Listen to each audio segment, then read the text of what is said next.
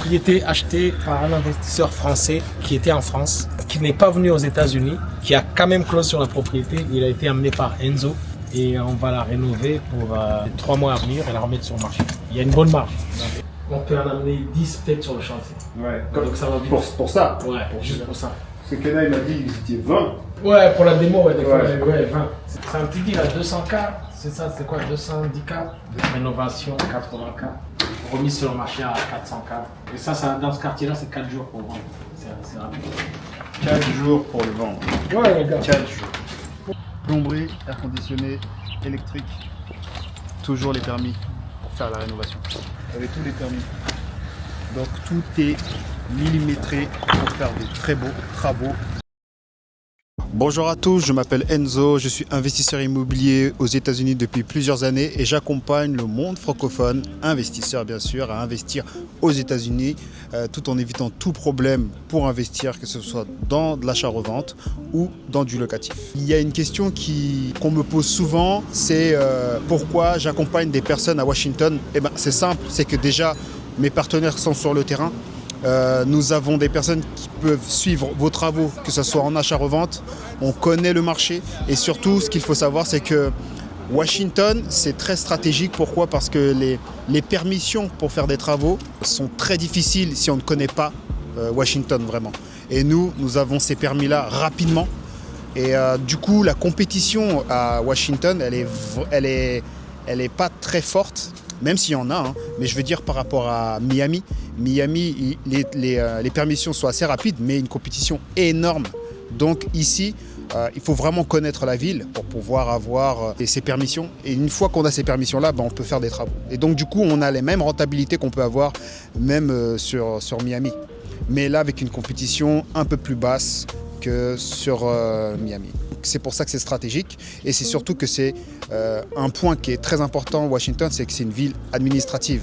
Il y a le Capitole, il y a la Maison Blanche, il y a le Patagone, il y a les musées et d'autres infrastructures et sociétés qui sont simplement à Washington. Donc il y a du boulot, il y a du travail. Du locatif, il y en a énormément. Et surtout qu'il y en a qui sont payés par le gouvernement, des subventions qui s'appellent la Section 8. Donc c'est très important, c'est très stratégique. Quand je parle de locatif, je parle surtout en chiffres. Les loyers peuvent être entre 3 000 et 7 000 dollars par mois. C'est tout à fait normal parce que le coût de la vie à Washington, c'est entre 7 000 et 8 000 dollars. Pour nous, il y a vraiment une grosse stratégie et c'est pour ça qu'on ramène beaucoup d'investisseurs à investir sur Washington. Comme 2 investisseurs qu'on a mis, non, 3 investisseurs qui sont sur Washington. Ils ont une rentabilité qui dépasse, que ce soit en achat-revente ou en locatif, qui dépasse déjà les plus de 10%, 15% même. On va dire clairement sur de l'achat-revente, nos clients ils sont déjà à plus de 30% sur un achat-revente et sur du locatif on peut être même à plus de 15 voire même 18%. Et donc voilà pourquoi Washington c'est très important. Et surtout ce que vous devez savoir c'est que Washington, à côté 1 heure ou 2 heures de route, il y a Baltimore et la Virginie. Et donc c'est beaucoup de personnes qui viennent travailler à Washington sont de Baltimore ou sont de la Virginie et donc ils viennent à Washington pour travailler. Et donc voilà pourquoi Washington c'est stratégique et il y a un coup à faire. Je pense que c'est même mieux que Miami en termes de compétition, stratégie. Washington, on a les permis et c'est pour ça que c'est un peu plus facile pour nous. J'ai déjà les clés, elles sont là. Une propriété, on est déjà allé. Oh! Il y avait tout un bordel ici, je me rappelle. Ouais, on était venu ici. Ça a été démoli. Ça a été tout démoli. On a ouvert, on a fait le feuilling. Okay. Après, quand on a fait le feuilling, on s'est rendu compte qu'il y avait des termites, un souci de termites là. Okay. Donc on a dû casser toute la cage. On a remplacé le point où il y avait des termites et on a fait un traitement. Okay. Ouais. Et là, on va finaliser. Au final, en fait, c'est plus de travail qu'on pensait. Ouais, voilà.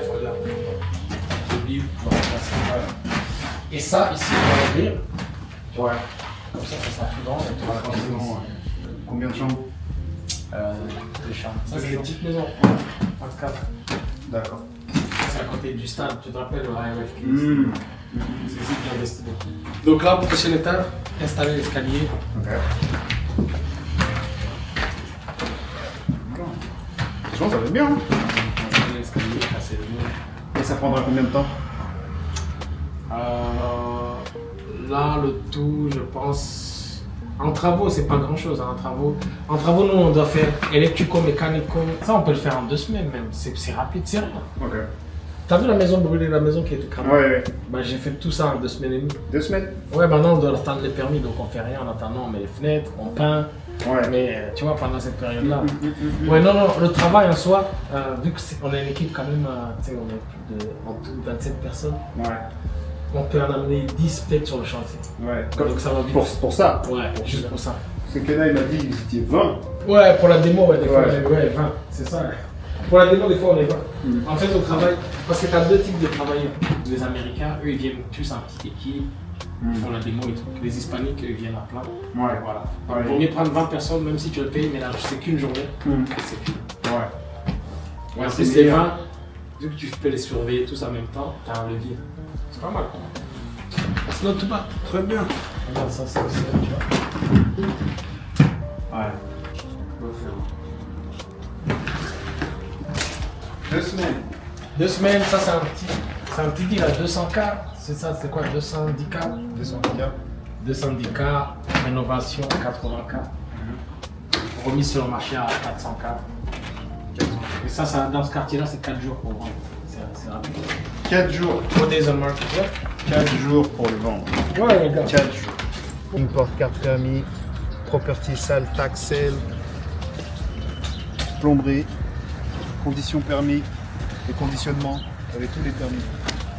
Donc tout est millimétré pour faire des très beaux travaux et toujours dans les très bons délais.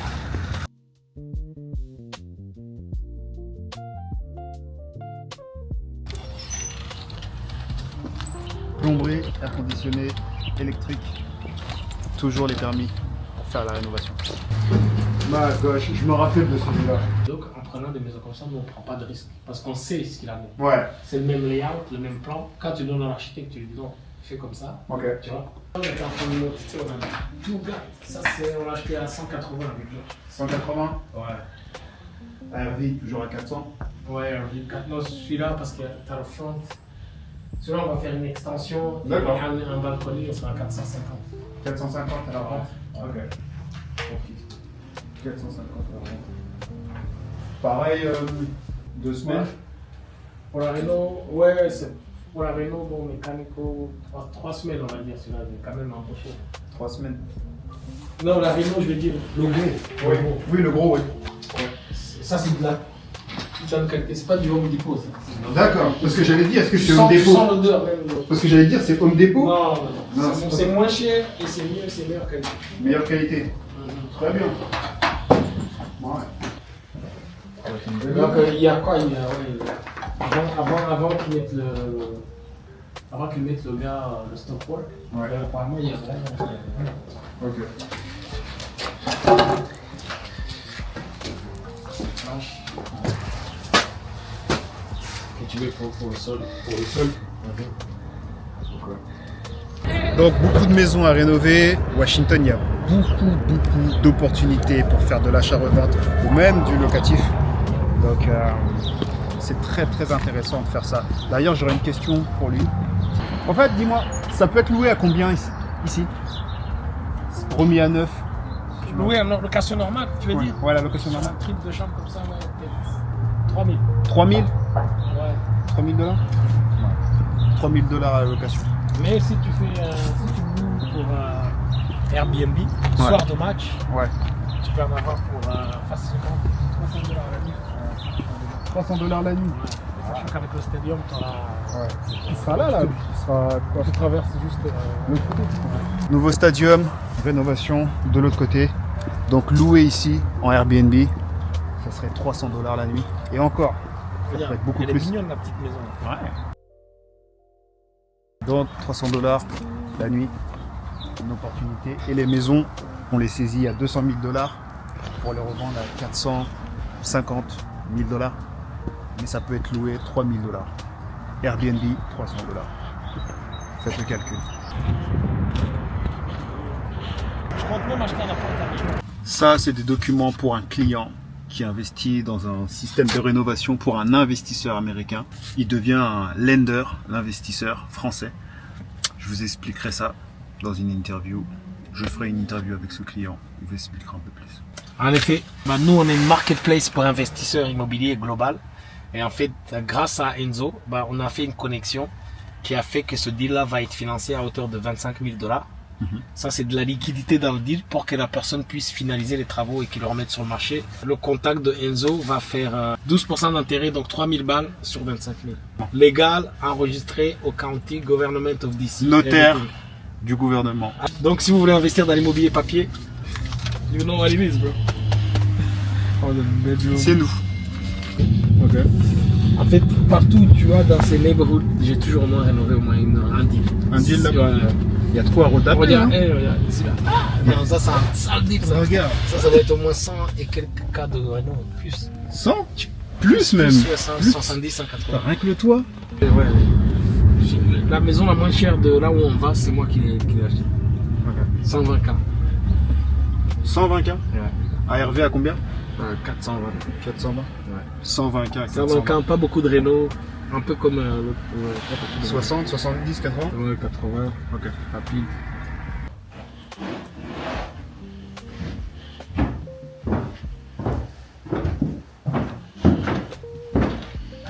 Après cette place. Sorte de wardrobe de la chambre. Ok. Ma friend, ici, de la cuisine qui fait ça. D'accord. Qui fait ça avec un plat central. Ouais. L'escalier sera toujours au milieu. Lequel Ouais, toujours. Ouais. Il y avait un autre escalier ici qu'on déplace, on met là-bas. Ok. Qui descend de la cave. Attends. Ouais, parce qu'il y a des couches. La cave elle est ouverte. Je t'ai déjà passé tout à l'heure. Elle est ouverte. Ouais, elle est ouverte. Ok.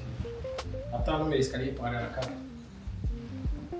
Je suis venu, j'ai amené les clés sans téléphone. Ouais. Comme vous pouvez le voir, on est en train de travailler sur les travaux de Kena, donc ça a bien avancé, vous avez pu le voir à l'intérieur. Donc on est toujours dans les temps pour que ça soit vendu au mois de mai, parce que ça peut se faire en 2 semaines.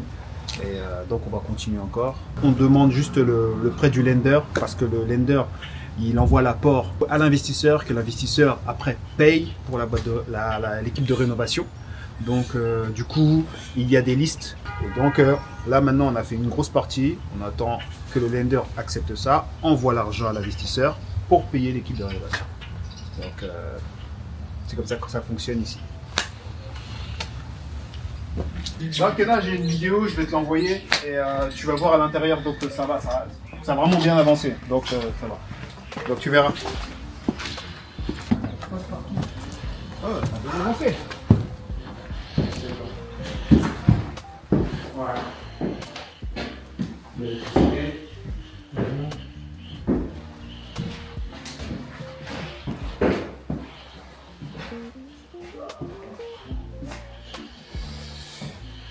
Combien celui-là?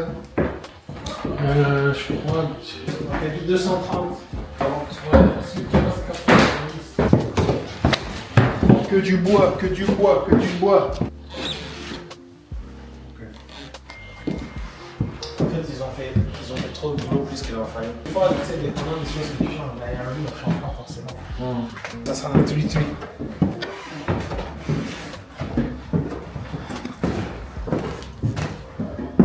Du boulot.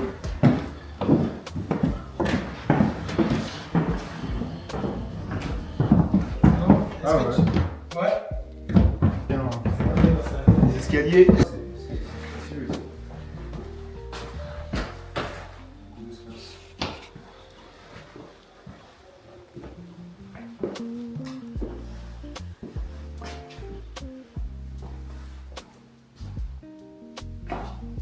Non, les escaliers là pour faire le modif, c'est justement. Ouais. Tu vois, je le sens. Ouais. J'ai pas besoin de. Ouais, en fait, quand t'es là, tu commences à sentir que c'est bizarre. Tu vois? Ça bouge là. Non, mais c'est partout. C'est qu'il faut le rehausser. Ouais. Ah, je vois. Il faut le rehausser là. Parce qu'il a l'air d'être pas. Ouais.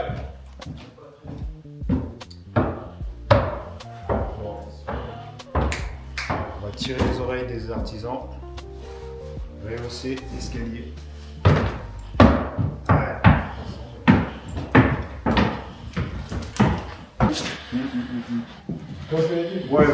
Propriété achetée par un investisseur français qui était en France, qui n'est pas venu aux États-Unis, qui a quand même close sur la propriété. Il a été amené par Enzo et on va la rénover pour les 3 mois à venir et la remettre sur le marché. Il y a une bonne marge. Exactement. On testait pour 64 profits, mais finalement ça peut être 100K parce qu'il y a une maison qui vient d'être vendue ici en haut avec les mêmes descriptions à 520. Ouais. 100K. À la base, c'était 60K. Plus de 60K. 65, on va dire. Là, révélation, c'est peut-être 100K. Et je crois que l'investisseur ne le sait même pas encore. Non, il faut le laisser. Pas encore dit. Il faut vendre au bas, comme ça s'il est pas, profit, ok. Les popcorn drywall. Ouais. À l'ancienne, il faisait ça pour rendre Ouais, c'est un style quoi.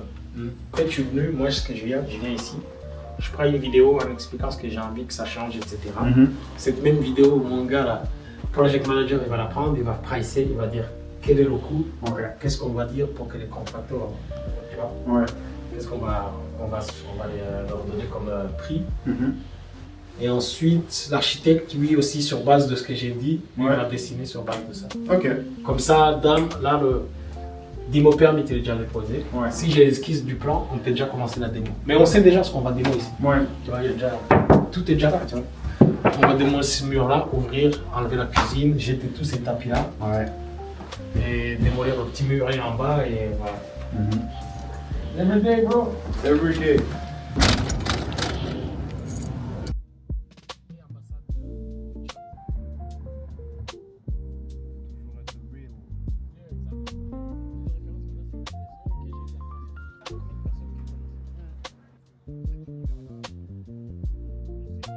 Alors, ce que les Français ne comprennent pas aux États-Unis sur le marché américain, le plus important, c'est d'avoir son bien. Et c'est surtout qu'il faut de l'apport. On ne cherche pas à savoir si vous êtes salarié, si vous avez un CDI ou quoi que ce soit. Le plus important pour eux, c'est de savoir est-ce que vous avez un bien rentable et est-ce que vous avez l'apport. Au moment où vous avez ça, c'est bon, les portes s'ouvrent. Complètement. Donc, vous devez comprendre ça. Le marché américain est complètement différent du marché français. Et surtout, ce que vous devez comprendre aussi, les maisons, surtout à Washington par exemple, les maisons, c'est que du framing. Ça veut dire c'est que du bois. Le squelette est en bois. Donc, ça veut dire que les rénovations peuvent se faire rapidement. On parle d'une rénovation qui peut se faire en 2 semaines. C'est-à-dire qu'on retape tout à l'intérieur pour 2 semaines. C'est vraiment ça qui est très rapide. Et donc, on peut remettre sur le marché un bien au bout de 2 mois, voire même 1 mois, même, c'est possible. Pour être pessimiste, on dit, allez, 3 mois. Le marché américain, c'est vraiment quelque chose de très liquide, très rapide. Même avec les lenders qui sont les banques privées qui vous prêtent, ils sont très rapides sur ça, sur ce sujet-là. C'est juste qu'ils veulent savoir si le bien il est rentable à la rénovation, que ce soit pour de l'achat-revente ou du locatif. Est-ce que vous avez l'apport? Et là, c'est bon, on vous suit tout de suite. Et au niveau de la location, parce que c'est toujours ça que les Français pensent souvent, oui, mais si j'arrive pas à louer, rassurez-vous. Ça, c'est obligé que les personnes voudront louer là, parce que nous, on va dans des secteurs où il n'y a que du locatif, là où on demande beaucoup de location. Donc, ce que vous devez savoir, c'est que les Américains n'ont pas acheteurs de maisons. Ils sont plus dans le côté locatif, ils préfèrent louer que acheter. Ça, c'est sûrement à cause des problèmes qu'il y a eu en 2008, la crise des subprimes. Ils sont toujours dans ce côté, on préfère louer que acheter. Et donc, du coup, nous, en tant que Français, avec l'euro qui est plus fort que le dollar, ça nous permet d'acheter des maisons et de faire louer ça à des prix intéressants. Et il y a une chose aussi, c'est que chaque année, votre maison, elle est évaluée par un inspecteur et du coup, vous pouvez augmenter le loyer de votre bien par an. Donc, ce qui peut être très intéressant. Si vous avez commencé avec un bien qui était à, allez, on va dire 10% net par an, bah, l'année d'après, il peut passer à 12, l'année d'après, il passe à 14, etc., etc. Ce qui est très intéressant et même à la revente, ça peut être aussi très intéressant. Donc, le marché US, c'est très liquide, très rapide. Je pourrais dire aussi, même le frais de notaire, c'est 3%. Donc, c'est vraiment pas beaucoup par rapport en France. Savoir ça, c'est très intéressant, surtout qu'on ne connaît pas le marché américain. Pas mal de personnes ont vu, par rapport aux États-Unis, que toucher 12%, c'est possible, etc. Et oui, c'est vrai, mais attention au piège. C'est très compliqué quand on est de France et qu'on veut miser sur un bien aux États-Unis, qu'on passe par une agence, parce qu'il y a des agences aux États-Unis qui peuvent vous miroiter un rendement à plus de 12%. Il y en a, c'est vrai, mais il faut faire très attention et il faut être sur place pour pouvoir le voir en demandant des vidéos, en demandant des images, en demandant la date des rénovations, etc., etc. Surtout si on fait tout à distance. Nous, justement, ce que l'on fait, c'est qu'on est sur le terrain et on montre directement comment ça se passe aux États-Unis pour avoir ces types de rendements-là. Et donc, il faut faire très attention à ce niveau-là. Beaucoup de personnes qui ont investi à distance, et dont c'est mes clients, j'ai dû les aider déjà à sortir de cette situation pour après réinvestir sur des biens tranquillement. Mais quand vous achetez une maison, c'est à 12%, on se dit c'est OK, on envoie l'argent, vous lavez la maison, ça, il n'y a pas de problème. Mais tout à coup, il y a un problème parce que en fait, la maison, les photos que vous avez vues, ça date d'il y a 2 ans ou 3 ans. Et en fait, la maison, elle est déjà abandonnée. Il y a sûrement des squatteurs, il y a sûrement un trou sur le toit. Et c'est impossible à le louer. Et même, c'est impossible à le revendre. Donc, il faut faire très attention à ça. Si vous voulez faire les choses à distance, moi, je pense toujours qu'il faut un intermédiaire, une personne digne de confiance où vous vous dites, ouais, voilà.